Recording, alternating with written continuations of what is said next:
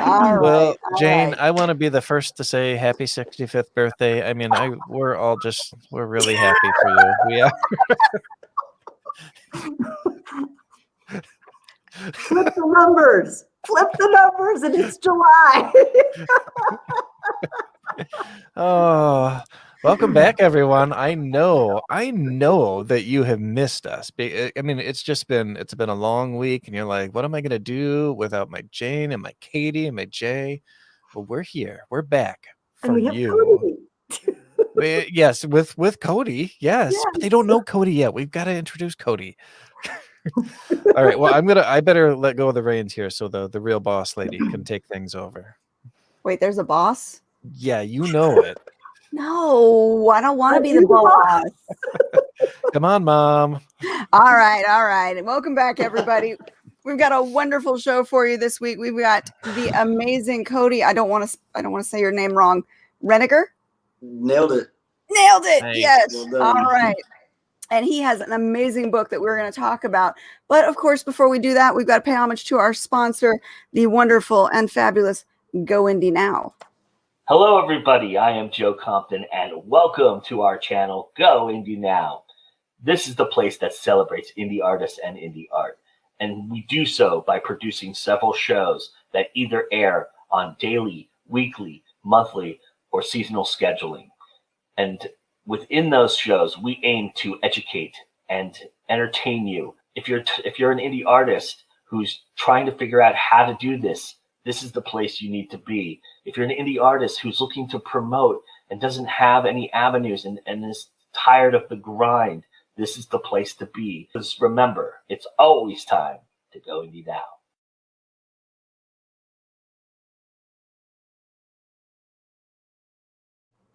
That's right. It's always time to go indie now. And if you guys missed it, last night on Go Indie Now, we did the monthly news report. You want to check out that channel to find out all of the updates to the Audiblegate saga that still continues on, as well as other news important to indie authors and artists. All right, let's jump on in. Cody, I want to hear all about your book. Tell us. Well, here it is. This is called Changing the Stars, and it's my memoir. It's about my life. I started out this crazy life as, yep, that's it. I had two older sisters, and my mom and dad got divorced, and we ended up being homeless. I mean, after a series of events, we ended up being homeless and living under bridges, living under in abandoned houses that barely had roofs, and just kind of navigating our way as very young children. I think I was less than a year old when we started, and then we eventually were found and taken from our mother I was almost 5 years old. So 4.5. So then there were five of us. I had two older sisters and two younger brothers at this point. And so we just kind of bounced around these nightmare foster homes and just rattled around in the system for a bit until we were separated and off into different families. My family was a very wealthy family, and but they were very, very, very abusive. So I ended up being taken away again whenever I was fit. I just turned 15 years old and went back into the system, and I was in the foster care until I joined the Army, and then I ended up having a son who I raised mostly on my own, and then I'm a hairstylist, and I moved to LA, and now I'm a celebrity stylist, and I'm a writer. I also paint. I draw. I paint, and I have collections all over the world, and many celebrities collect my art too, just because I don't let them say no. I saw So on. yeah, and I did the cover of the book as well. I painted that. So. Anyway, I that's saw my you have book. a Facebook page that's dedicated to your artwork, and some of that is absolutely amazing. I shouldn't say some; all of it is absolutely amazing. Thank you. Would you mind if I showed it on screen? I love that. Thank you so Okay. much. Yeah, One of my paintings is on a show called Queer Eye for the Straight Guy. I think we've heard of, and that's going to be there in May. So I can't wait to show that off. These are absolutely amazing. Thank you. That was a frame that I got. Oh, this was a lady with the goatee and the thing. She's apparently the Maya Angelou of the Hillbillies, the Keeper of Wisdom, who just passed away. So much detail. I was very excited to do that one. Thank you. This one I did for my niece. She wanted, it was actually just a patch of forest where she likes to read, and she said she wanted it to look a little magical. So I added a castle and some unicorns. That is beautiful. This is I took this picture in the Hamptons of a duck pond that a lot of people know. Nice. Wow. So on top of, writing and hairstyling, you're also an artist. Does your art come from your upbringing? Are you channeling some of your energy through that, or was that a way for you to cope with your upbringing? It was definitely a safe space that I created for myself. At one point, like I said, we were homeless and all, and then we were put into this foster home, and this initial foster home was really, really probably one of the worst places we were. And I was just sitting next to this little nightstand with a lamp, and I saw this picture of this book. And it was like one of those golden books or something. It was a boy jumping a log on a horse, and I for some reason I loved it. It just clicked with me, and I thought, well, I want one of those for myself because it's not my book. So I got a piece of paper and started drawing this horse, and years later I find out I'm named after a horse. I didn't know that, but anyway, I started drawing this horse, and people coming by and like ruffling my hair and saying good job and giving me praise, like one right after the other, and I think that was the first time I remember having praise or anyone, any self-worth, honestly, at that point. And I just kept drawing, and I've been drawing ever since, just still looking for that praise. So I just became, and then in and out of all these other homes, it was just a safe place for me to retreat. I think everybody and grows up the way I did finds their safe place, and it's a must. You have to find your safe place wherever that is, and that was in art for me. That's awesome. I definitely understand that. I mean, Jane, we've talked about using the anger of your day, using that as writing catharsis, putting all of the aggression you can't use. When you're dealing with normal, everyday people and they do things that piss you off, you can't react poorly, but you can do it in your writing. You can turn that into something that happens to a character to kind of work out that aggression that you couldn't do in real life. That's interesting. Absolutely. So you're a celebrity hairstylist. Yeah, I work with them and that's only just a way for me to be lazy. Honestly, I can go, I can do their hair once for a TV show or something, and I just go over every now and then and just make sure her hair didn't fall out of place, and I get paid for the whole day. So it's really That's after amazing. 25 years of cutting hair, I have carpal tunnel, I have tendonitis, and I'm just trying to find ways that people will pay me more to do less. Oh, isn't that what we all want? So buy Cody's book. Yeah, exactly. The book That is the ultimate goal, is to find ways to get paid more for doing less. Yeah, and so eventually I'm just hoping someone will pay me to be napping all day or something. Ooh, I like that. Taking care of your grandchildren. There you go. Oh, I love that. I love napping with the grandkids. It's like a duty now. I have to do it. I have to nap.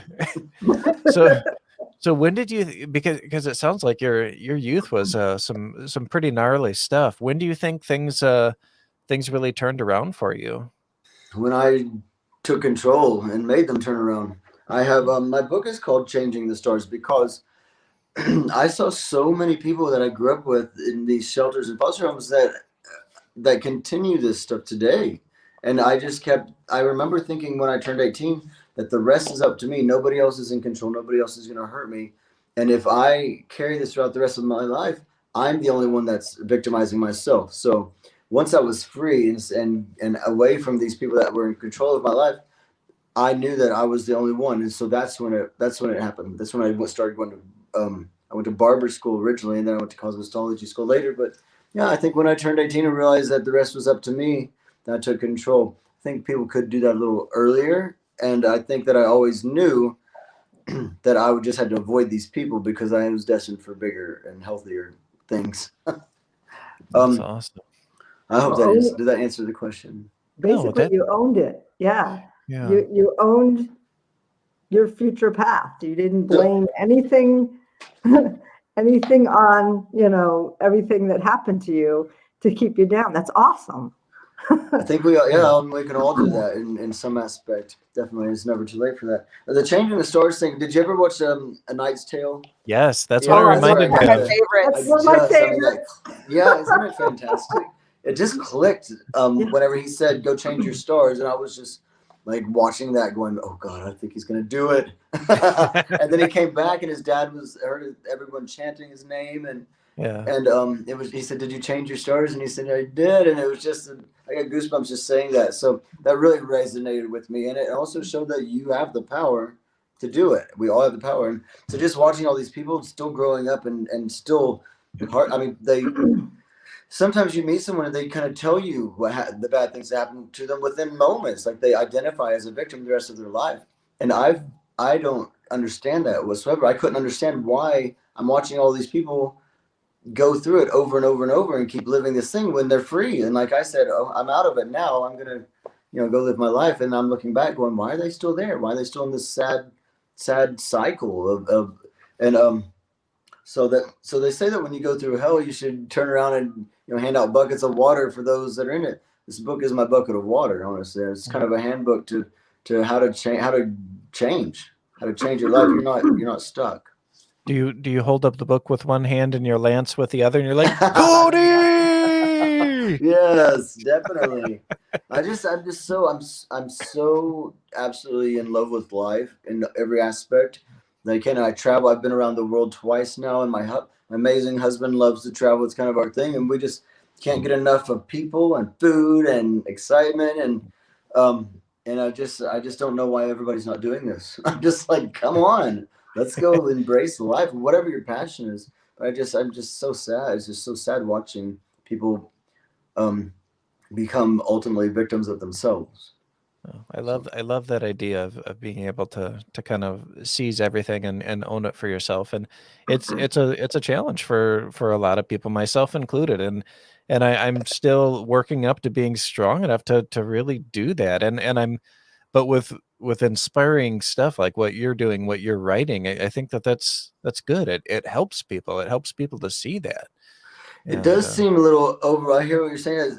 It seems like a huge task to do this, to be like, I don't even know where I want to be, where I want to go, or how I get there. And I say so much in my book about those tiny decisions that we make every single day, what we're going to eat, what we're going to breathe, what we're going to do, who we're going to interact with. And it's just a mindset of gaining a goal. And with every breath you take, choosing that goal. And I mean, if and I guess knowing where you want to go is more than half the battle. So just find that dream, find where you really want to go. I think everybody has it in their head. I think everybody has a destination or a dream destination in their head. You just have to find that. And then with absolutely every breath you take, you choose that dream and you won't fail. You can't fail.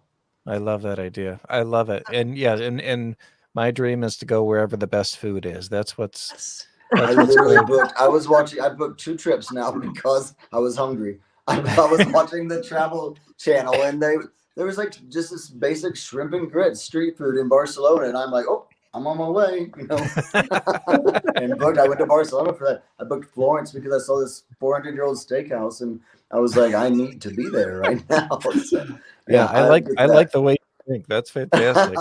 Well, and Rick, I think you're out there watching, because I think Rick left a comment here a little bit ago. Thank you so much for referring Cody and some of your other friends. And Rick, I want to talk to you too. I've got to see if I can steal you for my other show. So keep sending your friends. We love it. Well, I think let me ask a question, because finding your path and being able to set that goal of getting to your happiness and enjoying life to the fullest, for a lot of people, it does seem like an impossible task. So on your journey towards getting to where you are now, to being able to just love life and enjoy it to the fullest, was writing the book catharsis for you in a way, working through some of your demons, or had you already moved past that? I think I healed a little bit along the way throughout my life, and I've always actively sought out my flaws, and I actively sought out my apparent patterns, things that I realized I was doing, like in my dating life and my parenting life, and the negative patterns in my life. I literally things kept reappearing, it kept rearing its ugly head, and I'm just like, what is that? So you delve into it and you find where that was, and the root of that, and you can smooth that over. And I think I did that along the way, almost unknowingly, but I just had this other sense of that these people were broken, that were hurting me. I never was angry or bitter or anything. I just know that those people were hurt, were broken. I remember at a very young age seeing one of my abusers, looking in his eyes, and knowing that that was a broken person. I wasn't upset, I wasn't worried. I just knew that person, if we could heal that person, he wouldn't hurt me anymore. So I think that was just something that I can't take credit for, that is ingrained in me. So as I grew up, I kind of healed myself along the way, that I thought just enough to survive, apparently. So when I started writing this book, I how do I say this? I didn't expect to be opening wounds. It's almost like you break your leg and it heals on its own, and it still works and you're getting through.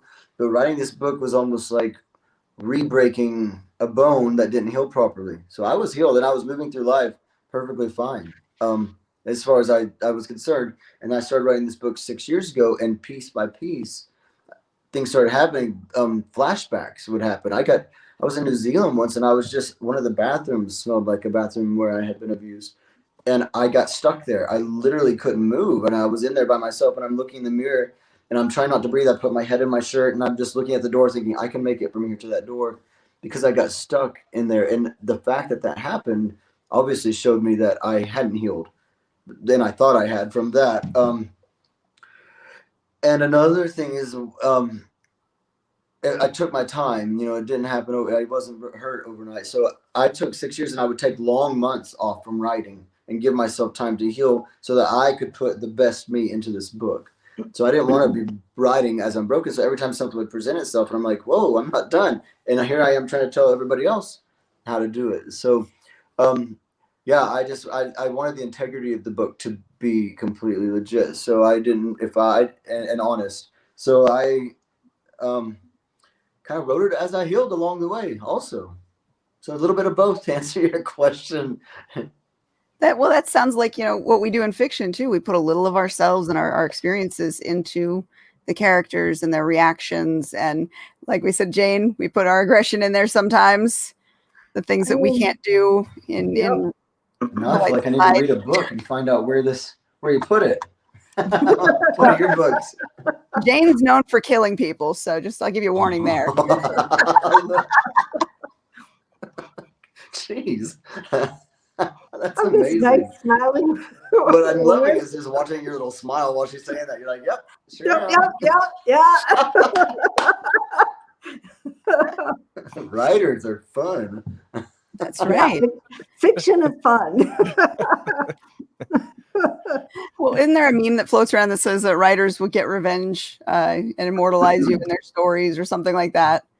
They say that in The Knight's Tale too. Mm-hmm. Oh. Chaucer's character says that right, to the that's two right. guys. Yes. I saw one the other day that said, if you wanted me to write warmly about you, you should have behaved better. Yes. Yes. That was great. I was like, wow, you can't really, that's kind of black and white. Yeah. Yep. There's another one that says, warning, anything you say or do will be used in my story. Yeah. Oh, that's genius. Of course. I feel like my mood always carries over into my writing, like my overall, the overall climate of my life. It always ends up kind of in my stories, and and I always change the name of people, but yeah, people that have been really bad to me, especially, they're the ones that end up in the books. Yes.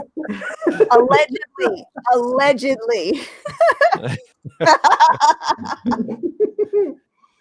Yeah, writers are funny people. They really are. They really are, because we'll be just sugary sweet to you, but you hold that in, and that comes out later at the computer. So, but I guess that's a constructive way of getting it out rather than actually doing what Jane art does. in general. Yeah, also, for sure. Yeah, for sure. Well, that's cool. Now, so I need to read some books. Jane's reading one of mine now, right? Yeah, that's what I'm thinking. Yep. Yep. Yeah, I just started that, and I haven't gotten very far in it, but I'm getting the feeling that this prosecutor lady has some kind of like a touch of psychic stuff going on too. Is that right?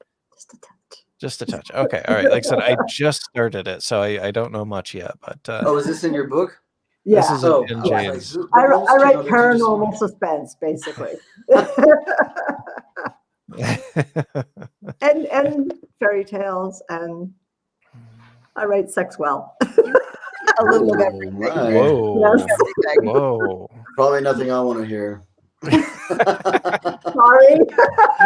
No, anyway, I have another story. Well, I was reading that 50 Shades of Grey, and Oh. I got about that far into it, and I was like, nope, I can't handle that. No, the writing is awful. I'm sorry. The elevator scene where they start describing smells and tastes, and I was like, I'm out. Mm-mm. I didn't get that far. I think I got to chapter 3 because I just couldn't. I couldn't. I love the movies. Oh, goodness. Reading and reception. How has the reception been on your book since it's come out? I think it's leading in 3 categories right now. It's awesome. really shocking to me. This is my first book, obviously. But when I pushed when we launched it, I didn't expect to feel so incredibly vulnerable. I mean, I just told some things that you don't just bring up in conversation, especially worldwide to strangers. So all of these people, all of a sudden, see my very public dark secret, and not that I was ashamed of it by any means. It's just a little personal. But I was kind of dealing with anxiety, and I'm not one to have anxiety ever. Like, nothing bothers me. And I'm able to process most things anyway. And I all of a sudden found myself taking long, deep breaths, and I was just like, and I've done a few of these type of interviews already, and I would just have to sit on my couch and breathe for like an hour, and then do the interview and come alive, and then go back and breathe and hide and just cross my fingers. And then all of a sudden, once people started reading it, it just all these beautiful messages and reviews came, and I was just like, yes, my message is clear. I'm changing people already, and I'm just getting the most. I mean, people are telling me a lot of the abuse they went through that they've never told anybody. Just perfect strangers are messaging me. So it's being really well received, and my message is very clear. I was worried, since I'm not a writer, if it even sounded like a book when you're reading. I'm like, I just put a bunch of stuff on pages. But yeah. I mean, I ended up originally. I just sat by my fireplace with a glass of wine, and I was in a documentary called Hollywood to Dollywood, and they did a story on me. And then the part that I was in ended up being edited. Like, really was the tearjerker, kind of a pivotal moment in the whole thing. So I got all this attention, and people wanted to know more about me. And then they sent a writer. And then it did like this whole viral thing, and all of a sudden everybody's saying, you should write a book, you should write a book, you should write a book. And excuse me, people usually say that. I mean, that's kind of a knee jerk. I think a lot of people hear that. And in my first chapter in my book, I say everyone has a story, and here's mine. So I just was compiling all these different stories. That's all I knew to do. I was like, you just have to start, I guess. So I just got my iPad out and started writing everything I could, and then all of a sudden I had this just junk pile of all these memories, and I was like, I don't know what to do with this. And so I called Rick, since he had already interviewed me and I was in his book. He was the only writer I knew, and the universe just lined up perfectly, because he and I have been a fantastic team. And I mean by that, I mean he has really tried to embody my vision and my passion, and he also has been amazingly patient, because I'm a moody fella. And if I haven't eaten or had my coffee, I'm just like, fine, all right.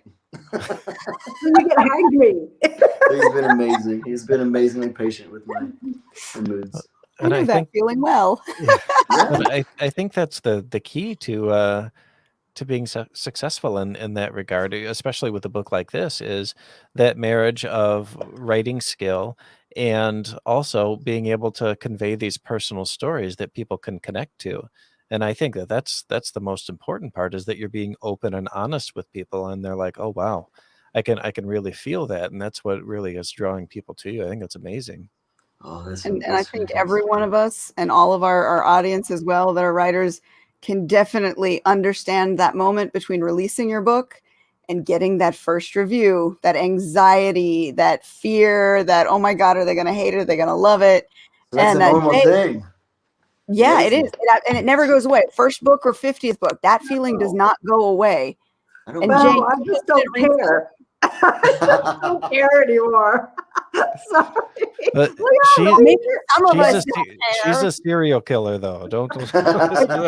You had posted a meme. I want to say it was in the last week that like sums it up perfectly, and it was the author wants everyone to read their book, and then someone says, "I'm reading your book." Oh my God! Yep, that's about it. And I always think that too, especially like if I meet somebody out in the wild that happens to know somebody who knew me, and so they read my book, I'm like, oh my God. Talking about anxiety, that's what gets me. Well, I think I overcame that in the beginning by giving my first book to my father. The first book I ever wrote, I'm like, okay, he's a voracious reader. Really. I mean, what? The stuff from Accessica? Survival games. I gave him survival games. Okay. I figured if I can have my father read this, and I can have anybody read this. It was really hard to do that. And he has read every single book I've put out. So he is my greatest fan. So that is the weirdest feeling in the world when you write sex in any form and your father's reading it and you know your father's reading it. There's a lot of sex in there, but that's the subject matter. Well, Katie, your dad loved your naughty stuff, didn't he? He did. Yep. And it's so funny when he goes to post on Facebook because he has no filter, and he'll post on Facebook. Back when I was writing more erotica, how much he loved it. And he's so proud of me. And I'm like, oh my God, no, please stop. Please stop. Yep. That is still the one book my mother hasn't read, but she's read everything else. So. Did she purposely didn't read it? We purposely told her not to. Yeah. Gotcha. Yeah, because it's edgy and violent, and there's lots of sex in it. Wait, which book is this? Survival games. Okay, all right. Oh my gosh! Now I have to read it. Survival games. No. So, since you've written the first book now, do you have the bug to write more, or do you feel like this was a one, and now you're going to move on to different art forms? I'm loving it. I'm loving the passion that it's invoking in people. It's just igniting this people are changing their lives because of something I did, and that's just blowing my mind. So definitely, I'm going to ride this train. But I think I want to write a children's book. Since I am a painter, I would love to illustrate a children's book. That's awesome. And kind of get the same message to children, in a childlike way, to say that, hey, you can. Because I took control of my life later, but I think that, and obviously I'm not a psychologist, but I'm pretty sure there's ways to do it at a younger age, even though people are in control of your life. There's ways, kind of like hiding in my art. But I think I'm kind of developing a few characters. I don't really know how to do this, but I think I just want to inspire, and maybe I can inspire kids. That's a great. So, yeah, I plan on keeping on writing. You hear that, Rick? Now it's pen to paper ideas. That's all. You just run with it. If you have an accountability partner, somebody like Rick, if he can check in with you and say, hey, where are you at? Have you written anything? Where's a new chapter?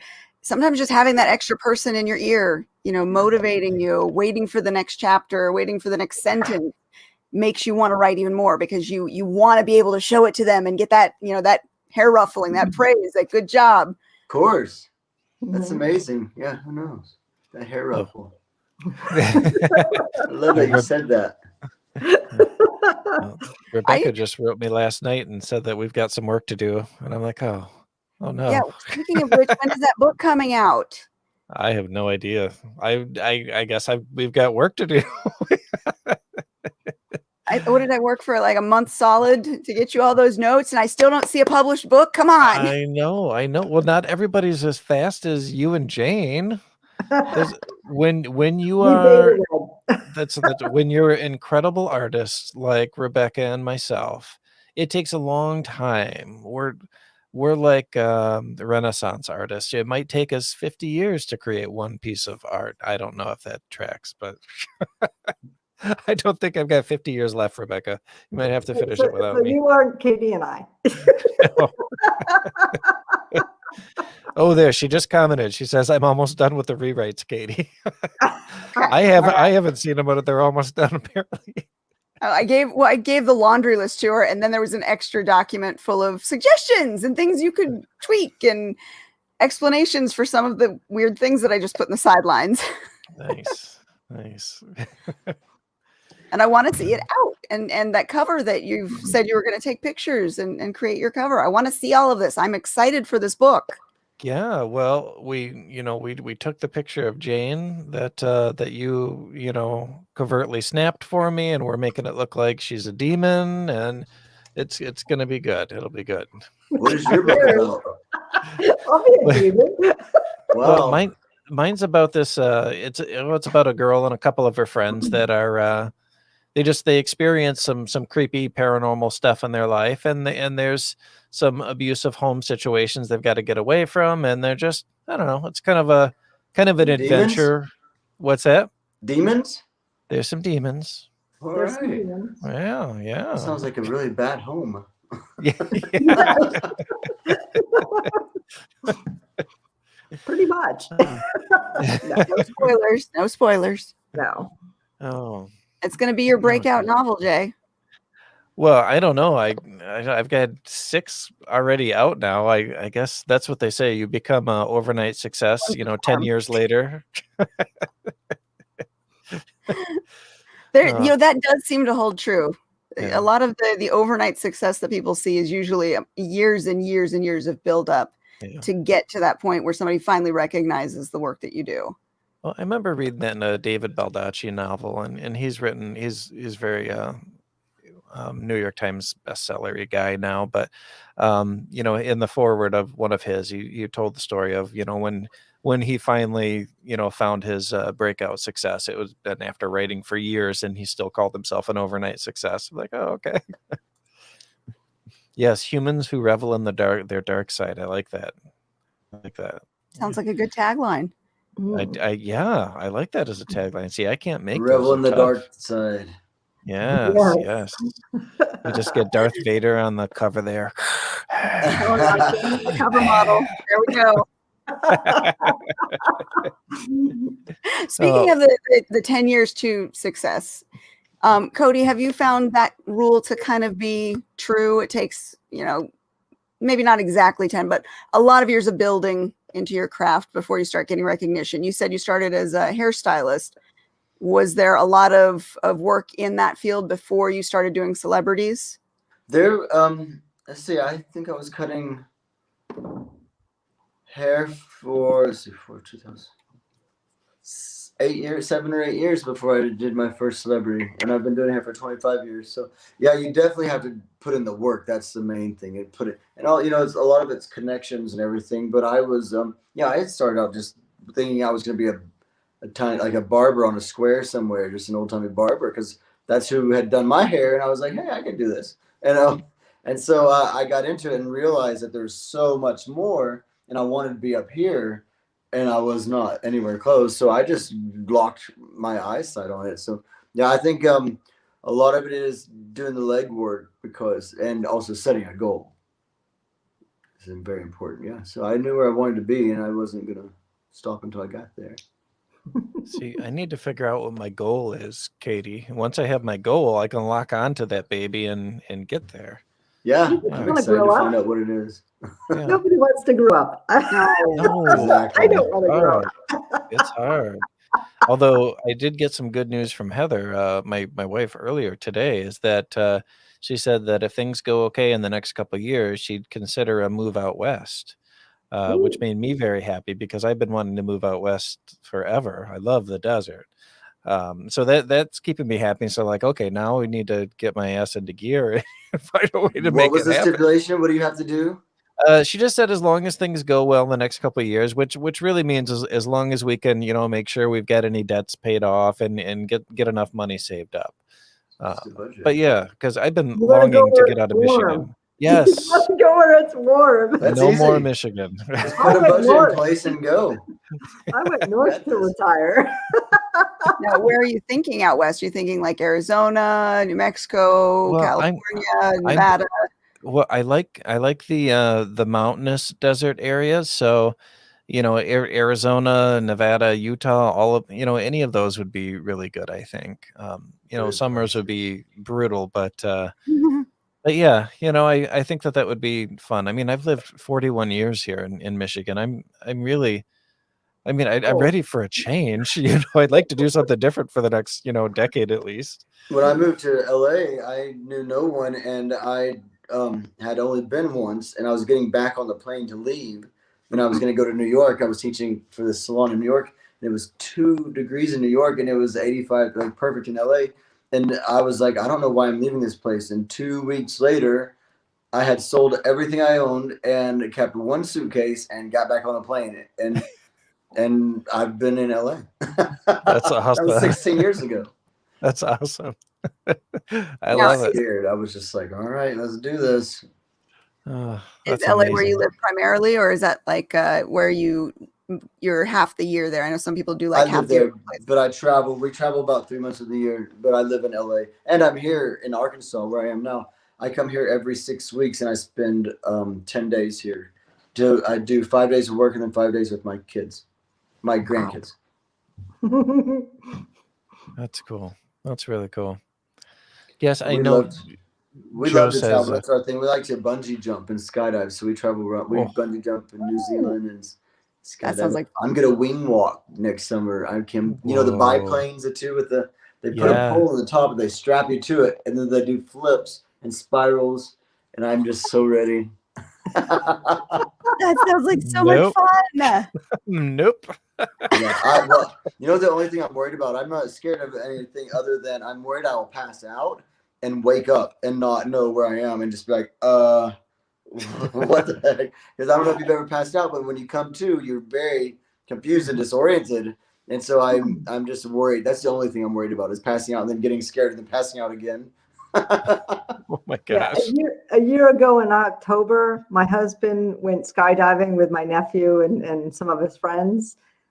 For the first time, I was supposed to go, but I ate cheese. And then they said, "Oh, you can come." And then I said, "No, I ate cheese." So that would not be really good. Gross. So he went skydiving with the group, and he loved it. My nephew passed out. Well, And- Well, someone down here said it's a very common thing with wing walking. Oh, really? Ooh, Golden okay. Go Indy now. Oh, the sponsor. Yeah. That's Joe. Hi, Yep. Joe. apparently every person that wing walks passes out. So you got to get That- video no, evidence of it for I don't later. know. Is it Oh my God. because of the height, maybe? I Maybe think lack it's of going to be the head, like the pressure, the intense pressure. Maybe. 'Cause that's what I've experienced. I've felt before when I bungee jumped and also skydive. You feel like you're about to. That pressure's so great to your head. But, all right, I guess I'm gonna pass out. It'll be a memory. It'll be Have well. Have you It ever won't be a watched those memory. videos of the people you that? don't know if it happened or not. Yeah, that's true. The video. I'll have a video. I don't do Video. anything without Yeah, video for you. yeah, but the videos when you pass out aren't very good. Oh, Oh my goodness! Have you seen those when the people are in the catapult and they pass Yes. out and they come back to and then they Yeah. throw up and they're like, Yeah. I'm like, this does not look. Don't do That that. doesn't look like fun. apparently this is a topic that's got our audience talking. Yeah, Yeah, it's the they're two into it. questions. Yes. Sure. Oh, it doesn't happen to everyone. Oh, it doesn't have. Okay. It's funny what gets the audience to start speaking up, because we could talk for like an entire hour some days and nobody says a word, and then we get onto a random topic and then the chat Who just is this explodes. audience? Where are I keep seeing people talking down here. Who's Most of Where them am I? are coming from the feed going to the YouTube channel. Some of them come from the feed on the Facebook channel. So it's a live feed. Yeah. Hi. You're live. Oh, okay. I hope they didn't get me picking my nose earlier. I thought we could. Well, we're going to see that video of you passing out and puking. So picking your Now nose it is has to nothing. happen. And if it doesn't, I'll just fake it. It's fine. Oh no, that's not for me. I don't like airplanes very much. I fly, but I don't care for it. So the skydiving, bungee jumping, all that stuff, it's I think it's fun to watch on YouTube, but not for me personally. I Heather's really funny wish is- I hadn't eaten. I Oh, really yeah. wish I had gone, but initially I was supposed to go, but they were full. And then I said, okay. And they had, my sister-in-law had a spread out at the table. I'm like, oh, I'll eat because I hadn't eaten. They're like, oh, you can go. No. That's funny. I took my son. My son and I did it together. We just like spun around each other in the sky. It was really cool. wow. I'll tell you the first time. Wow. Well, I have a question for you about your book. Is there do you need any kind of trigger warnings for this book? I mean, do you detail abuse that you went through, or is it pretty safe for anyone? Me? There's trigger warnings. I mean, there's violence. I mean, there's sexual abuse, there's violence, there's rape. There's Okay. a lot of happy stuff that happened. It has a happy ending. Okay. But yeah, it looks, one thing I could change is it looks like a children's book, and I hope that no child picks this up. Gotcha. Okay. Yeah. So definitely for adults, and it's just good to make that note because some people have a really poor reaction to situations of sexual abuse and things like that, which is definitely understandable. But okay, yeah, I was just wondering Good in case question. it needed to be clarified.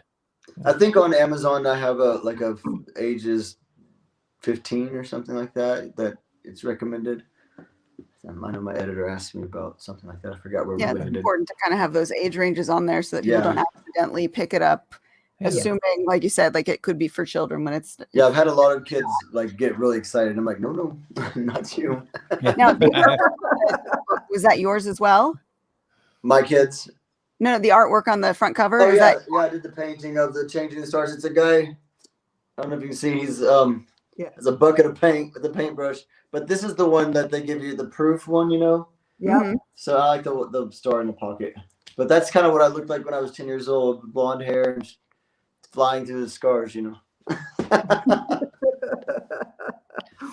the audience is still talking about skydiving.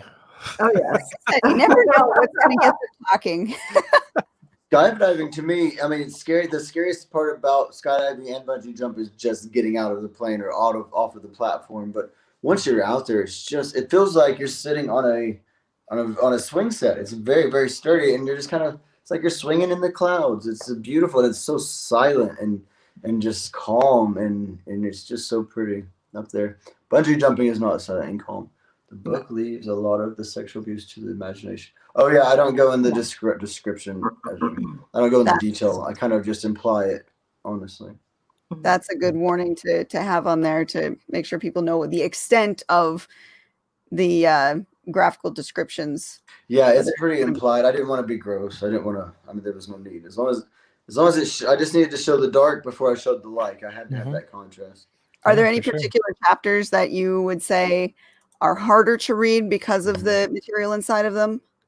Yes, one of them has to do. It was more of my sister's abuse. There's one chapter where I laid next to my sister while she was being raped, and I had to hold her hand, and that was really, really, really hard. I had to hold her hand, and I had to pretend like I was still asleep so that the abuser wouldn't get violent. And I just saw her tears pour. I just saw the pillow getting wet, and she had to pretend like she was asleep too. So we just held each other's hand, and I've never let go of her hand to this day. So that was really, really hard for me to do. And so the abuse, it was harder for me to get over my siblings' abuse than it was mine. Oh, I'm sure. Yeah. Yeah. that had to. I have two older sisters, and they pretty much took care of me and fed me. I mean, they would get food out of dumpsters and everything. So I'm alive because of them. And I think that I had to really go through. I had a lot of guilt that I wasn't able to protect them while they were protecting me. You know, I was the boy. I was the big, and I was 3 and 4 years younger than them, but I was about the same size because I was a boy, and they. I don't think I've grown since then, but I was a boy, and they. Yeah, I think I just had a lot of guilt. Not being able to protect them while they were, trying to protect me. That was hard. And then there's another one where I was tied up in a barn and whipped. That just those 2 chapters were just absolutely hard, and I had to take months off while I wrote those and just breathe through it because I had to get this message out. Do you have a good close relationship with your sisters now, or just my oldest sister? She's trying to leave a cult. She joined this cult in the woods in Missouri, so I don't really have much of a relationship with her. We talk every now and then. And then I have 2 little brothers. One is homeless in Denver, and the other one is just in and out of prison all the time. So I think that I've tried to help them in many ways, but they choose. I mean, they choose this life, and they don't want anything different. I've tried to let my brother move in with me, the homeless one. I've tried to help the one that keeps going out of prison stay away from drugs, and it goes back to the old you can't help those that don't want to help themselves. So I always say that just because they're family, I'm not going to have them in my life. If I wouldn't choose them as friends or healthy people to be around my son, then so my brothers were never involved in my son's life. They weren't around me just because I didn't pick them. Just because we were born from the same mother doesn't mean I need them around me. It's not safe. Oh. But my sister Sue, the one I told you I held her hand, I actually dedicated the book to my sister, and it's right there. Dedicated the book to my sister Sue because she has been my hero. She was my mom and dad, my everything, and so she and I are very close, and I'm very close with her kids, and she's my world. She's my sister. That's awesome. Is she doing well? She's doing great. She has a beautiful little cabin on the mountain here in Arkansas. We went to dinner 2 nights ago, and she always makes time for me when I come to town, and we talk almost pretty much every day. We talk constantly. So yeah, I'm very close to my sister. She's the only family I have. Okay. I'm very close. Other than my kids and my grandkids. I also mentioned in the book to surround yourself. I don't mean to say she's the only family I have because I have handpicked some beautiful people in my life who are very strong, inspiring, and so I have that family. I don't want to say that I don't have a family because I have a beautiful family. I just picked them. Oh, I understand. No, that's amazing. And you're right when you said that you had to show the dark before you could show the light. I think that's the right way to do it, and that's the right way to tell a story. Because you have to change. The character has to change, even if it's nonfiction. You have to see that journey. You have to show the growth. Yeah. Yeah. Yeah, and I left a lot out. I just had to put enough in there just to show how heavy it was, because I really wanted this book to be inspirational. And that's my only purpose. But yeah, there was one part where I said, let me find this one bit. It said, I know that was really hard to hear, and it was extremely hard to write, but please stay with me because I will leave you with a beautiful gift after I tell this story. And so at the very beginning, I try to say, this is going to be rough, hang in there, and I kind of take the reader's hand and kind of gently lead them through my childhood because it's not easy to read. And most people say that they start crying in the introduction or whatever. What's that first part? The prologue? Preface? Acknowledgements, I think it is. Introduction, yeah. Yeah, they say I get messages all the time and say I'm on the second page and I'm bawling. I'm like, no, you gotta get further. Just a few more steps. Because that was not my intention. Oh wow! Well, it must be amazing then if you've got people in tears on the second page. Holy smokes! As long as they leave inspired, it's all, and it is, and I'm just blown away that it's doing what it was meant to do. That's my biggest, because I was just worried when I was dealing with that anxiety I mentioned earlier. I was worried that I just wrote all this and people are going to read it and they're like, what the heck was that supposed to mean? Why did he tell me all that crap? Now I have to carry that around for the rest of my life, So I just was so adamant about it giving you a gift that you didn't have before. Yeah. Yeah, This to is be just able Rebekah. to see the goals, when you're in the midst of that stuff, to be able to actually look out and see a goal is probably very difficult. So having some inspiring book that helps them get there is an awesome thing. Yeah, I agree. It's been a really cool experience already, and I've just started. It's only been out for 2 weeks, and I'm just like, wow, that was fun. And Rick's like, you're not done. That is amazing to have that kind of response that quickly. Oh, that is so Well, wonderful. you guys have to read it. Let me know what you think, since you're all pros. I'd love to have a whole pack of pros Absolutely. telling me. Yeah, I can't. Well, I'm saying I can't. Barbara Walters, I love that. Cody's the new Barbara gosh, Walters. I Rick. like it. I like it. No, I can't wait to read it, even though I'm a little frightened to read it. But is the beautiful gift that you're giving people at the end, is that a free haircut if we come to see you? Is that what that? I don't think you need to. I don't think you need that. I think we're good. No, the gift is actually just teaching you how to grab life by the horns. Because I go step by step, and it basically is, like I said earlier, the smallest breaths. Like you're saying, you're wanting to move to the dead west. What you need to do is set out on a budget. You have your goal. You want to go west. Set out your budget, and it's completely doable. I think what I'm saying about life in general is almost just like setting a budget with life, seeing what you can do in certain increments, and the baby steps, the small breaths and all of that. You just set it. You get your goal, and you set a certain path to get there. And you're gonna veer. You're not gonna, things will arise. But you set a budget for your life, I guess, is the best way to say that. And that's the same as what you could do, Jay. Is just set a budget and a certain goal, and then head west. Yeah, I'm going to, and we're moving right into Katie's apartment. Sure, why not? It's probably quieter than my upstairs neighbor. She got choked. Yes, I did. I'm doing the same thing though. I'm doing that, not necessarily a vision board, but I'm actively daydreaming about things that I want to have in the next couple of years. Manifesting. And those involve, getting out of this apartment and getting into a house again, more financial stability, getting my business up and running a little bit more, making more money with less output, less work, the goal. Yep. What are you going to do? How are you going to do that? Well, right now, I'm just still at the active daydreaming phase. Okay. The next phase is learning how to balance, because that's my biggest problem. I don't, and you guys can attest to that over there, I don't balance well. I overload myself, and then I have periods of I can't do anything because I have to decompress before I can even look at another task. So I have to figure out the balance a little better. You need a book that shows you how to grab life by the horns. I like it. And I'm just a damn overachiever.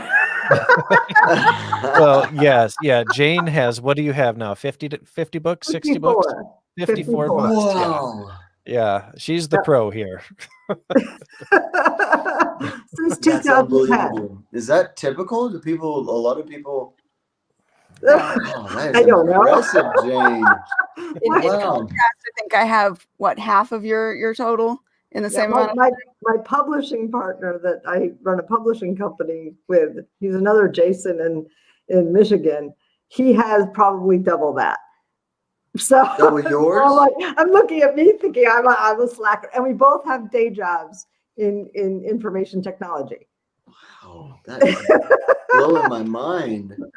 And I've got like 6, and I thought that was pretty decent for a while until I met these yahoos. No, yeah. Well, that's amazing. This comment that I'm not typical is true. And then I look at 6 years. I don't think I have enough life. It took me 6 years to do this one. My first book took me 5 years, so don't use that as your benchmark. The second book took me 6 months. Wow, that's really inspirational. So Thank you. Don't all right. So learning through that first book. Learning always takes longer. So I guess what we're saying, Rick, is that you guys have 6 months. and since we're all plugging it, if you need help writing the book, what is that? Handy guide. Write the damn book. Oops. Sorry, Katie. Sorry. I was trying to make you bigger. Wait, put it back up there, Katie. Right. And edit the damn book. Oh, that's cool. Let me write that down, actually. Because I had so many people asking me how I did it, and I was like, I don't know. So, so that's a great book to send. That's a good answer. Yes. My first book, I was almost 30 when I finally wrote my first book, and it was like my bucket list. I wanted to write one novel, and I actually really like how it turned out. It turned out as being a really cool story. And I had written like a couple paragraphs, and I was just like, what am I doing? I had a goal, but I didn't really believe in myself. And finally, a lady came into our business. My wife and I owned a photography studio, and she was an indie author. And she started talking to me about doing this, and this is how you do it, and all you got to do is write it and then email me, and we'll go from there. And so that's what I did. I wrote the damn book, and I emailed her, and we went from there and got it done. But yeah, that first one, I think, is always, it's really tough because you have no idea what you're doing. And the second book may still be really, really tough, but at least you have a little bit of knowledge behind it by that point. I mean, before this, I just assumed books just kind of magically appeared. I didn't really know how. Well, normally, yeah, that's how Jane's books do. She writes them while she sleeps somehow. Well, my first 6 books were written in 13 months. Sounds And about I right. started when I was Super 42. When I was 42. So I've only been writing for 13 years. Is cocaine a huge part of your life, Jane? No. And I wasn't drinking caffeine either. I'm an author. I don't drink coffee. I can't even wrap my mind around that. Yeah, it's that work ethic. I think, Cody. It's just that, I mean, because Jane works a regular job too, and then to have written 54 books. I mean, in the last, I can't even. I'm still just shocked. yeah. And I raised 2 kids. Yeah. Wow. Well, we all. The peanut gallery said, "No, I raised 2 kids." Yeah, I was gonna say. I bet Darren. Oh, okay. All right. Hold So on, we all have kids here, Jane. All right. Did I show you the inscription, the dedication on this book? Wait, hang on. Let me make yours bigger again. Make this one bigger. Let's see if I can It's a white page. It No, says here it comes. white page. Oh, it's coming. It's coming. Maybe. No, Oh, I'll read it to you. Read it to us. For Elise, Hunter, and Zoe, Mommy is working. The next person who interrupts me is grounded for life. Love you. Who wrote that? Oh, that is clever. How cute. That's the catchphrase in our house. Mommy's working. Yeah. No, I mean, I'd bring the kids to their events, and I'd sit there with the other moms and fathers, and I'd write. Yeah. and eventually they asked me what I was doing. So eventually I started passing out the stories. Nice. So cool. And I had one guy who read one of my stories, and he said he locked his short stories. He locked his doors. He was afraid. So, You got scared? Yes. That's funny. That was Grayson House. Jay read that. Oh yeah. I'm not surprised he was surprised he was scared. He was I'm sitting in I checked my locks twice. I'm in a 200-year-old house right now by myself. I don't think I'm going to be writing any of these books. Yeah, don't read right there. Don't read the horror stories. Well, we're getting about to the end of our time. Cody, is there anything else you want to talk about before we go? Buy my book. Yeah, buy Cody's book. I just want to get this book as far and wide and let everybody know that they have control of their life. No matter where you are right now, you absolutely have control. And if you read his book, you'll look as beautiful as he does on that cover. It's a guarantee. It's the back of my head. That's the best part. This has been fantastic. Okay. Wow, I really enjoyed this. Yeah, it's been a lot of fun. Tomorrow. Yeah. Yeah. Coming up to Michigan. Well, Katie, do we have any business to attend to? I was just going to say, does anybody have any announcements that they want to make before we say thank you to our second sponsor? I have a book that came out on the 1st, a short story. That it took 16 minutes to write. It's a lunch break. No. Is it the dragon one? Yeah. No, this is the zombie one. Ooh. One. Yes. Nice. Hang on. I'm scared of you. Do you have nightmares? Yes. I thought so. And they end up in my books. Oh, I'm not sharing. This doesn't help. Hold on. Share screen. Is this that red? And I already had somebody who texted me and said, "When's the next one coming out?" And I'm like, "Not until next year." So Battleground is out. Awesome. Yep. Battleground is out. I love that pop of red on there that just draws your eye straight to the cover. And then my pre-order for the first book in Season of the Dragon is on Amazon now too. So Nice. Fix the cover. yep. Hold on. You could do it. She loves my covers. So this is a post-apocalyptic fantasy. It's my How do you favorite get these cover covers? artist. These covers are amazing. She's I a have cover a addict. wonderful cover artist. Oh, cover artist. Check our YouTube channel. 2 weeks ago, we actually, because we lost our guest for that week, we went over all of our favorite cover artists, how we've picked our covers, some of our cover mistakes in the past. So definitely check out that episode because we put out love to all of our favorite cover artists in there. Yes. So I didn't know that was a thing. So I just made my own. I didn't realize that. Well, not everybody could just make their own. Yeah, Well, I think mine might look a little homemade now that I saw yours. But you're an artist, so that's the lovely thing. You can do it, but not everyone who writes can do their own covers. And we've seen some pretty bad ones, and we've made some pretty bad ones ourselves, which is what we went over in that episode. That's amazing. All right, Jay, any news from you? Nope, all's normal over here. All right, well, let's pay some homage to our sponsor. You've seen her in the comments section, Mistress Rebekah Dirty Jonesy. She does her live readings every Wednesday now on her Facebook page. You definitely want to check those out. Her books are absolutely fabulous and full of magical creatures. So if that's your thing, you definitely want to stop by and give a listen and grab one of her books. And sex. They're full of sex too. Don't forget. I love magical creatures. That sounds amazing. For reading this week, I know I don't have the updated number. We are actually on chapter 20 and 21 this week. So if you stop by on Sunday, I will be doing my usual chapter readings on my YouTube channel. So youtube.com/KadySolitis. And next 2 chapters are going to be quite interesting. So don't miss that one. Why don't I have a cool graphic on here that I can play? Because you haven't sent me one. What size I like does the it need magic to be? stuff. Yes. My Agents of Asset series is the one that I have. Oops, clicked on the wrong one. I'm currently trying to finish book 5 right now. Oh And it is all kinds of magical creatures and the essentially the magical police force that keeps it under wraps. That's Very amazing. cool. Awesome. Well, thank you, Cody. Thank you you guys. I really appreciate this opportunity. Yeah, it was good to meet This you, is a Cody. Great episode. You are welcome back anytime. Just hit us up, send us an email.